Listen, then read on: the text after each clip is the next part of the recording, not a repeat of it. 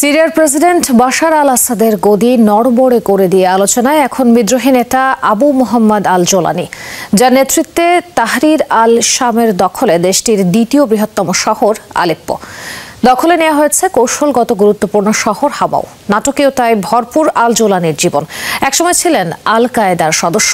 বর্তমানে সিরিয়ার উত্তর পশ্চিমাঞ্চলীয় ইদলিব প্রদেশের নিয়ন্ত্রণ তার হাতেই। 2 যুগ ধরে সিরিয়ার শাসন করা আসাদকে হঠাৎ কোণঠাসা করে আলোচনায় বিদ্রোহী গোষ্ঠী হায়াত তাহরির আল শাম। বিশ্বজুড়ে বিপুল কৌতূহল তৈরি হয়েছে বাহিনী প্রধান আবু মোহাম্মদ আল জোলানি সম্পর্কে। 1982 সালে সৌদি আরবে জন্ম নেওয়া 42 বছর বয়সী আবু মোহাম্মদ আল জোলানির আসল নাম আহমেদ আল শারা। মাত্র 7 বছর বয়সে রিয়াদ থেকে পরিবারের সাথে পাড়ি জমান সিরিয়ায়। ইসরায়েলের দখলকৃত গোলান মালভূমি ছিল তাদের পূর্বপুরুষদের আদিনিবাস। 2003 সালে জোলানি পাড়ি জমান ইরানে। সেখানে মার্কিন সেনাদের বিরুদ্ধে যুদ্ধ করতে যুক্ত হন আল কায়েদার সঙ্গে। সেই সময় আবু বকর আল বাগদাদির নেতৃত্বে আল কায়েদার সমমনা গোষ্ঠীগুলো এক হয়ে তৈরি করে ইরাকের চরমপন্থী ইসলামিক স্টেট। 2006 সালে যুক্তরাষ্ট্রের হাতে বন্দী হন জোলানি। ভোগ করেন 5 বছরের কারাদণ্ড। 2011 সালে মুক্তি পান এই বিদ্রোহী নেতা।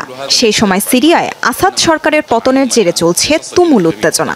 বাগদাদি দেশটিতে আল কায়েদার শাখা হিসেবে নুসরা ফ্রন্ট গড়ে তোলার দায়িত্ব দেন আল জোলানির হাতে, যা জোলানিকে এনে দেয় ব্যাপক পরিচিতি এবং ক্ষমতা। সিরিয়ার উত্তর পশ্চিমাঞ্চলীয় ইদলিব রাজ্যে তৈরি করেন শক্ত অবস্থান। আল কায়েদার সিরিয়ার শাখা হিসেবে নুসরা ফ্রন্টকেও সন্ত্রাসী তালিকাভুক্ত করে যুক্তরাষ্ট্র। আল জোলানির মাথার দাম ধার্য হয় $1 কোটি। 2014 সালে কাতার ভিত্তিক সংবাদ মাধ্যম আল জাজিরাকে সাক্ষাৎকার দিয়েছিলেন আল জোলানি। জানিয়েছিলেন ইসলামী শরিয়া অনুযায়ী সিরিয়া শাসন করতে চান তিনি, এবং সেখানে আলাউইত, শিয়া, দ্রুজ সম্প্রদায় এবং খ্রিস্টানদের কোনো জায়গা নেই।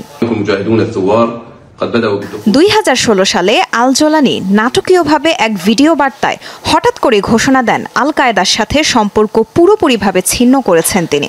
1 বছরের মাথায় প্রতিষ্ঠা করেন হায়াত তাহরির আল শাম। পরিবর্তন করেন নিজের বেশভূষা, কথার ধরন। ঘোষণা দেন তার শাসনের সংখ্যালঘুদের অধিকার নিশ্চিত করা হবে। 2021 সালে মার্কিন অনুসন্ধান